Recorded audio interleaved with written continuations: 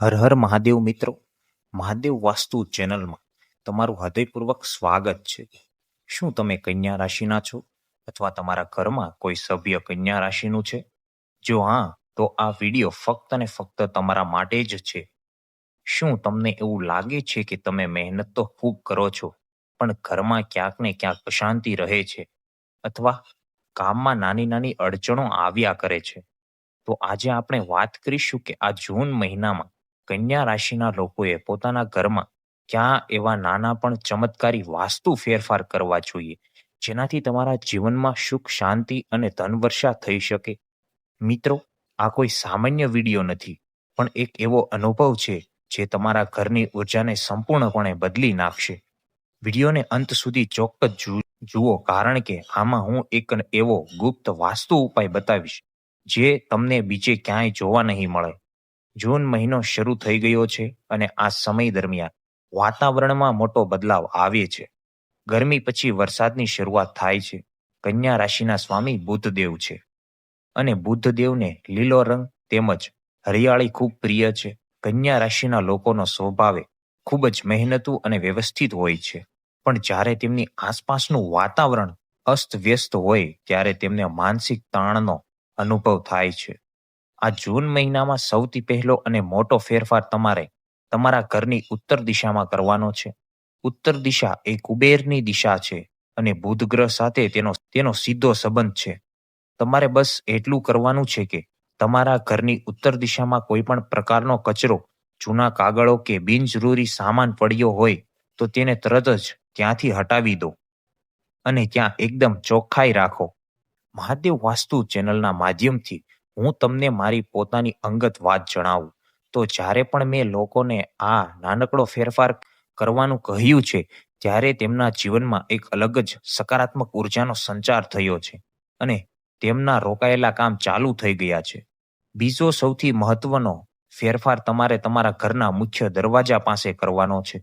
આ જૂન મહિનામાં ઘરના મુખ્ય દરવાજા પાસે એક નાનો તુલસીનો છોડ અથવા મની પ્લાન્ટ ઉત્તર કે પૂર્વ દિશામાં રાખો, અને રોજ સવારે તેમાં જળ અર્પણ કરો.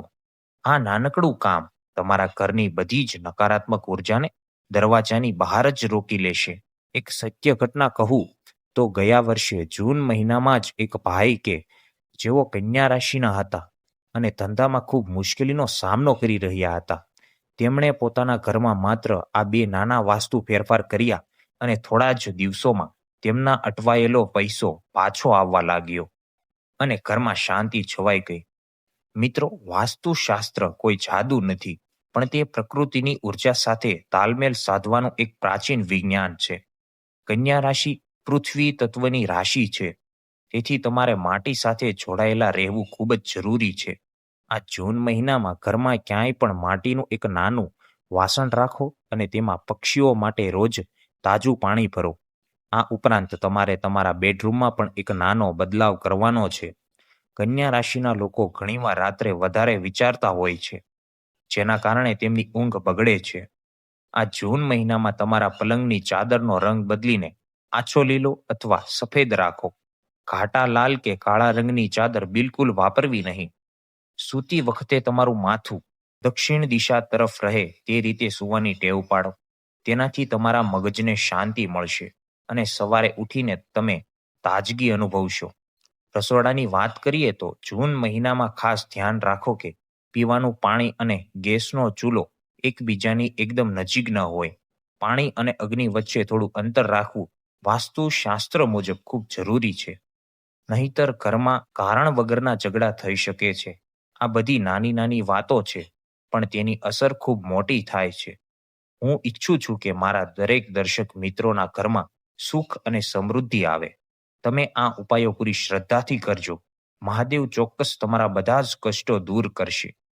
મિત્રો, તમને આ માહિતી કેવી લાગી તે કોમેન્ટમાં હર હર મહાદેવ લખીને જરૂર જણાવજો. જો તમને આ વિડીયો પસંદ આવ્યો હોય અને તેમાંથી કંઈ નવું શીખવા મળ્યું હોય, તો વિડીયોને લાઈક કરો, અને તમારા કન્યા રાશિવાળા મિત્રો અને પરિવારજનો સાથે શેર કરવાનું બિલકુલ ભૂલતા નહીં. ચેનલને સબસ્ક્રાઇબ કરો, જેથી મહાદેવ વાસ્તુના આવા જ અદ્ભુત વિડીયો તમને સૌથી પહેલા મળતા રહે. તમારો દિવસ શુભ રહે, અને મહાદેવની કૃપા તમારા અને તમારા પરિવાર પર હંમેશા બની રહે. હર હર મહાદેવ.